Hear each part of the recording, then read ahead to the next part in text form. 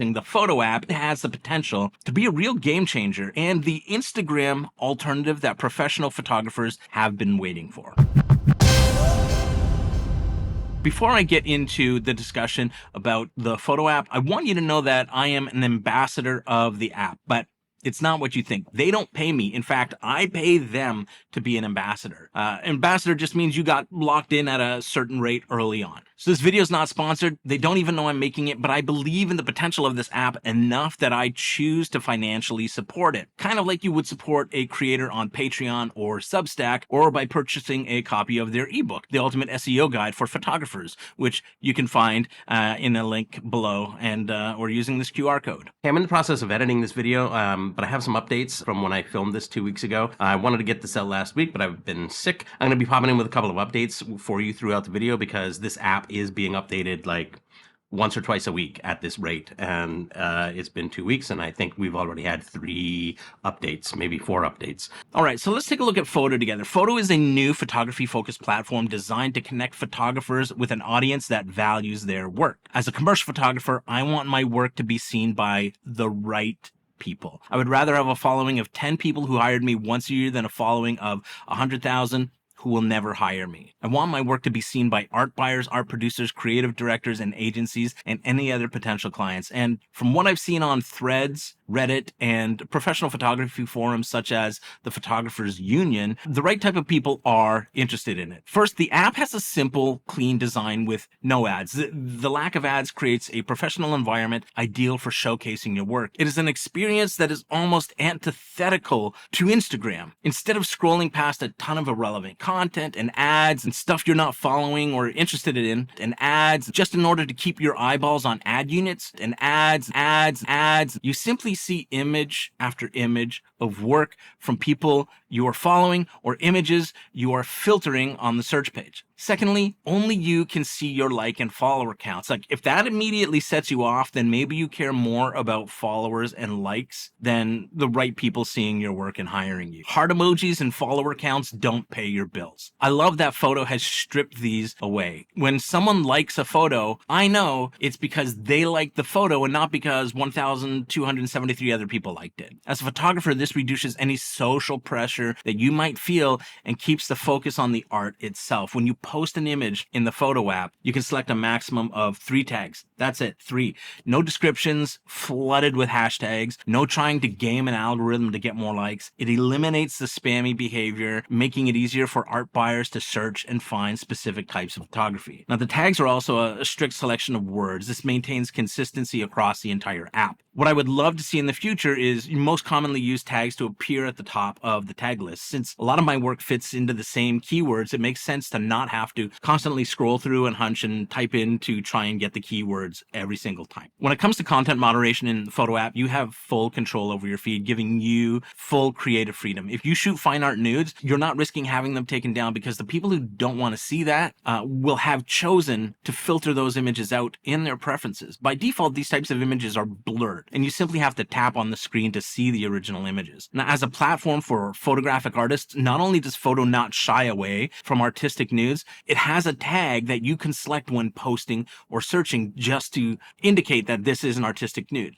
Okay, so here's the thing about fine art nudes in the app. My friend Nicholas Freeman, who has amassed quite a following on Instagram and posts artistic nudes, but he was kind of like done with Meta, so he's over on Blue Sky and Flashes. I tried to get him interested in this app, but he posted a nude of a male and then it wouldn't allow it.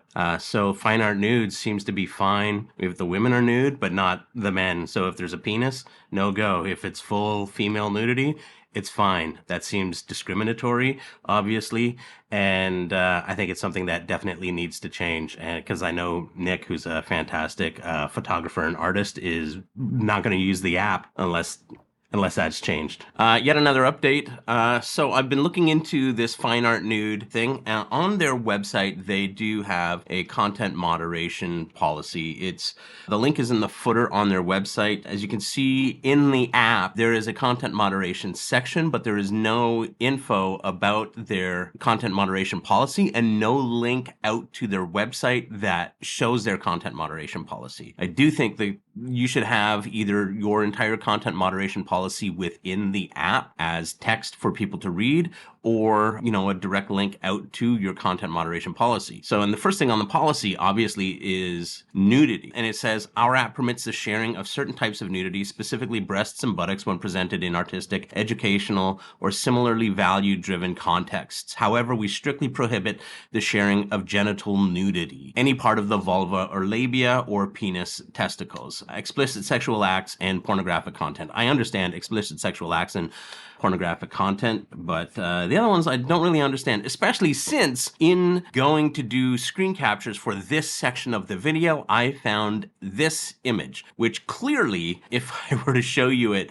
without it being censored, does not conform to the content moderation policy. However, when Nick uploaded an image, he got a message that said, this does not meet our content moderation policy. So that's something that definitely needs to be addressed. And I do think the development team is one person in Tennessee. So at this point, the app is young, but if you are laying the foundation and groundwork, but you are dictating what constitutes fine art nude and what does not constitute fine art nude, or what violates your policy or what doesn't violate your policy, then, you're putting limitations on art and art on your platform. I understand pornographic content and explicit sexual acts. I think that's pretty clear. But to determine what is and is not acceptable when it comes to fine art nudes, I think you either need to be all in or all out. No pun intended. Now, when you're posting in images, none of the images that you post in Foto are cropped. It preserves the artistic integrity of the images and the aspect ratios that you have chosen. Whatever aspect ratio you post your images in is how they appear on the screen. A single tap will take you into the image post, and another tap will let you zoom in on the image. Now, these are all pluses in my book, but there are some things that I currently have mixed feelings about. And the first one being chronological feeds. Now, I discussed this in a couple of years ago in my video on social media app Vero. I think chronological feeds are the worst kind of feed, personally. I think Foto needs to create an ethical algorithm and make chronological feeds an option to people. My biggest issue with a chronological feed is that when I open the app, I just see a bunch of photos from the same photographer. Because when we update our social media, we tend to do it in chunks, blocks all at once, batching our posts so that we're not stuck to a screen all day, having to upload a new photo every half an hour. Now, if you're not posting at the same time that someone else, one of your followers, is on the app, your work's going to get buried under the photographer who just posted a dozen images to their account. Algorithms are not inherently bad. It's only when algorithms are used to keep you on an app indefinitely because they need eyeballs on ad units that algorithms become malicious. Since the dev team at Foto is building an app that is user-supported and not ad-supported, I'm confident that they could write an ethical algorithm that allows me to see work that I may have missed from a week ago and discover more work that I may be interested in.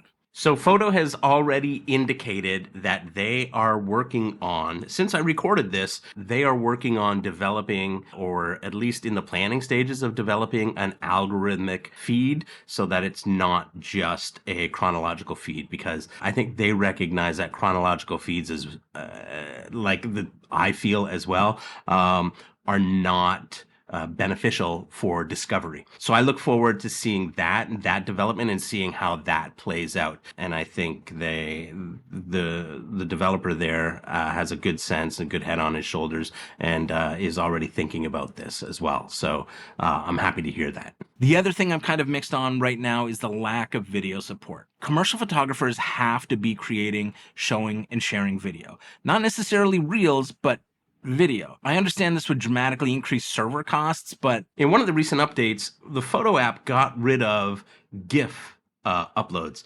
And that is something, to me, as a commercial photographer, that is concerning. I get that maybe they wouldn't want it to become like a meme place, but as a commercial photographer, I have to be producing a video, and even short 6-second GIFs, things like that. Those promote my work. It doesn't make sense to me that they would exclude GIFs unless they really just want it to be stills. And in that case, my whole hypothesis about this being the app that for commercial photographers that could potentially replace Instagram is going to be flawed or just plain wrong, because we need to have an app that supports the things that we're doing in order for clients, potential clients, to see our work and the work that we're creating. And that more than ever includes video and GIFs. Stills photography is, from a commercial perspective, is like, it's almost secondary at this point. There's definitely work that is being done that's putting stills first, but if you're on a still shoot, the stuff that I'm being pitched for is stills alongside an existing video campaign, because I'm not someone who has enough video content in their portfolio right now to be like hiring me as, like, definitely not as a director. I'm not a director, but I can produce motion work. Obviously, I'm doing that right now. So yeah, this app needs to support GIFs, and it needs to support video if it's going to work for my purposes and for commercial photographers.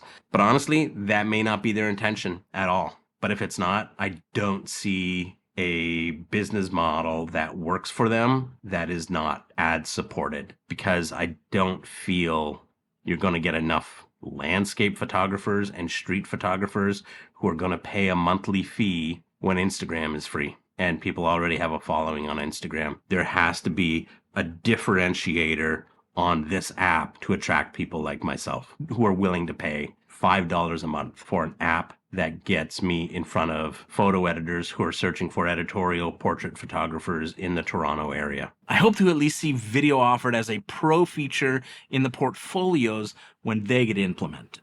Looking at the Foto app's roadmap, one of the first features that they're working on for pro accounts is portfolio. So photographers will be able to create a curated gallery of their work. And when someone is visiting your profile, they can click on the portfolio button to view your collections, to view your galleries, your portfolio. This is really the best of both worlds. I've always said that Instagram is not your portfolio. It's more a place to share more of yourself and your personal work. But if you could also have curated galleries of your work on the app, that would give producers and art buyers a faster way to get a deeper look at your work with much less friction, without having to open a browser and navigate to your website. Portfolios are almost going to be useless without location information, because a portfolio exists for people to hire you. If it was just like to sell art prints, then that's a different story. You don't need a location, but then you also don't need a portfolio. You wouldn't need to call it a portfolio. You would call it a gallery, and you would sell art in a gallery. But if it's going to be a portfolio, then people need to be able to know where I'm located, or even like where I can shoot, because I have dual citizenship with Canada and Ireland, so I could,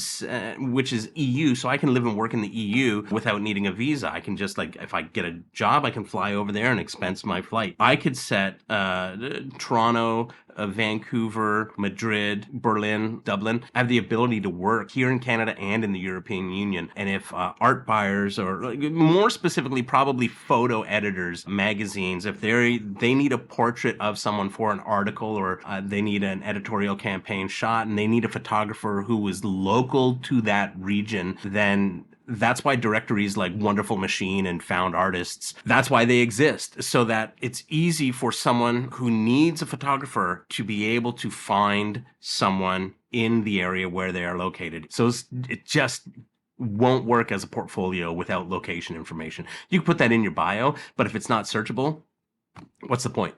But you might be thinking, why would you want that? Why would you want someone to not go to your website? Well, you wouldn't. But one of the other things that I like that the Foto app is doing is that there are no DMs. If people want to get in contact you, they will still have to click your website link and go to your website's contact page anyways. And I hope this doesn't change. One of the things I hate the most about having so many social media apps is having to tame another damned inbox. The number one used feature on Instagram is actually its DMs. It's not their feeds, it's not their reels, it's not their photos, it's DMs. Foto is the complete opposite, and I love that. Another feature that they're working on is high-res uploads connected to a shop and automatic fulfillment and delivery of art prints. Now, I can see how this could be great for artistic photographers, landscape photographers, and other photographers. I also know that a lot of photographers who sell art prints are very particular about where their prints are sourced from, the quality of paper being used, the secure delivery of their prints, and in some cases, the provenance. So I hope there will be a selection of fulfillment options for that reason, and I hope CreativeHub.io is one of those options because it has high quality printing with certification and provenance.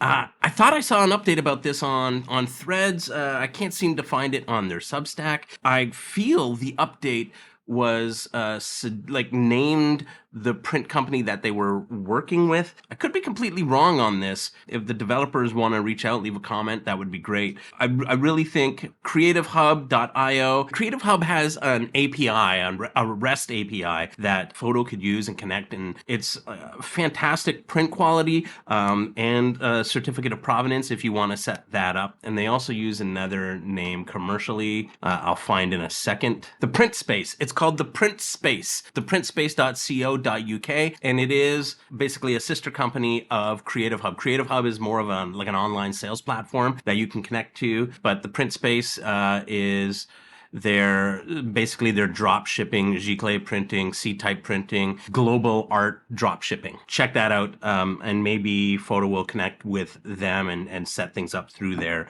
API. We'll see. So this all looks promising. This app looks really promising, but I do also have a wish list. I'd like to see location tagging and searching, search by name, not just handle, and the ability to pinch and zoom in or out on feed, search, and profile pages, similar to how you can do it in Google Photos. As my eyesight has gotten worse as I age, I now get really pissed off when designers don't think about accessibility options. And I am naturally farsighted, but I now have astigmatisms and presbyopia, which means both my distance and my close-up vision have deteriorated. So I am more in tune with accessibility issues when it comes to visual impairments when I see them. Finally, the biggest and most important reason I think the Foto app could be great for commercial photographers, I believe that it could be the ultimate search tool for art producers and art buyers. I'd love to see an advertising tag added to the labels and search, but in the meantime, I'm tagging relevant images as commercial. An art producer looking for a commercial food photographer just has to search using those two tags, and they'll see a collection of images of exactly what they're looking for, allowing them to discover new talents without distractions. If the developers are smart about it, they could be in the process of creating the best resource in the world for art buyers. But they definitely need to implement and allow you to add locations to your profile. I would say up to 3, and include that in their search options. That way, an art buyer looking for an editorial portrait photographer in Toronto can find exactly what they're looking for right away. Foto could become the best professional photographer database in the world. Like, wonderful machine on steroids, but not as expensive. Now, I don't know how many art buyers or producers are on the app just yet, but if it goes the way of being the world's largest source book, I don't think it'll be long before they're signing up and using it regularly. This is why I see a future for this app and why I think it's worth investing your time and your money into. So download the Foto app and let me know what you think about it in the comments. Leave your handle there so other people can find you and your work and give you a follow. You can find me on the app at Kevin Patrick Robbins. I also wanted to mention that the Foto app has a podcast on Substack. It's free. You don't need to pay for it. So go ahead and let me know what you think. I look forward to seeing if I'm right or wrong about this app in about a few years. We'll see where it goes.